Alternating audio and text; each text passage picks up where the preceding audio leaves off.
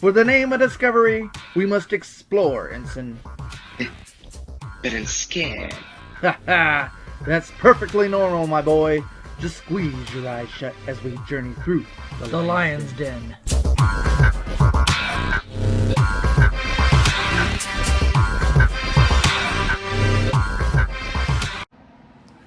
So in the story, it talked about rifts and portals.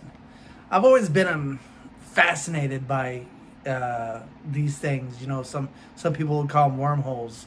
And as I said before, these Toylander stories are, I mean, they're called Toylanders because they're based off of stories I would make up with my toys and my action figures. And I remember doing like little portals, from one side of the room, and you go through this, you go emerge on the other side of the room, and I like to use like that Easter grass that would get everywhere.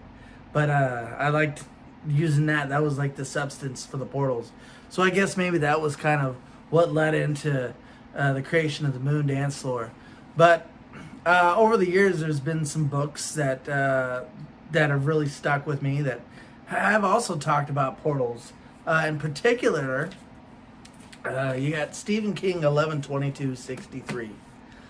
There's a miniseries on Hulu with James Franco plays the main character.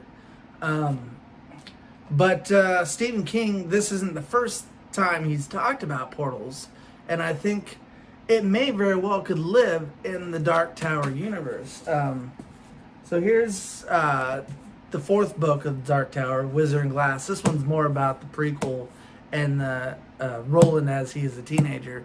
But throughout the books, I'd say especially like the second one, Drawing of the Three, is really kind of where he introduced the doorways, if you will, into the other dimensions. And Song of Susanna and Wolves of the Kala really talked about it as well. I always kind of considered when I read The Dark Tower, I thought of it kind of like an adult Chronicles of Narnia. And so my fascination with portals or whatever could, obviously it dated back to when I was playing with my toys. But Chronicles of Narnia I had read as a kid. Here it is right here. This is a volume with all 7 books in there. But growing up, I had the single books like in a box set. But so Narnia and Dark Tower are very, very similar. And so Narnia would be more for kids, and Dark Tower would say more is for adults. The Dark Tower series Stephen King had wrote over the length of many decades of a career. You wrote the first Gunslinger story. He wrote that as he submitted it as short stories to a magazine, and he did that even before writing Pet Sematary and Carrie. He wrote this Gunslinger story. And so out throughout the span of his career, he talked about portals and going over the other dimensions. So naturally, this book right here, let me see, it was the copyright date of it is 2011. So it came out fairly recently. I mean, that's still 10 years ago, but fairly recently.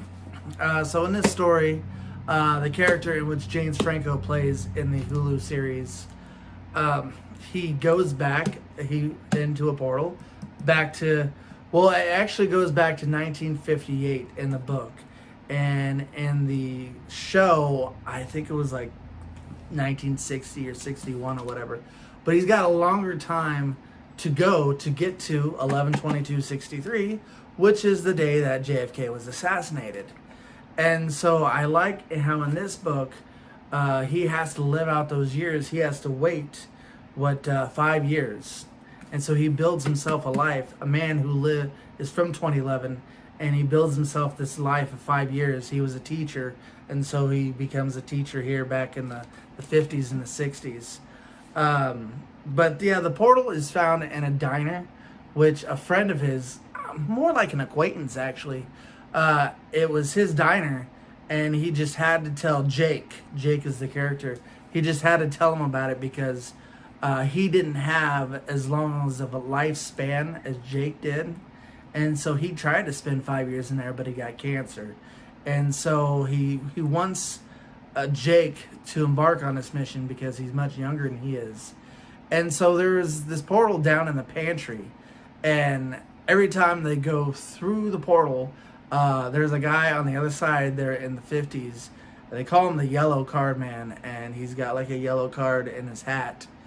And as you learn later on, they're kind of, this yellow card man is like a protector of the time stream. And so all these things, that particular thing with the yellow card man and the portal back to, it's the same time every time. It goes back to 1958 on this certain day, and they do it a few times. He'll go back there, and then like this car, certain car would pass, and he'd walk throughout the town, and every person did their own thing, did a set thing.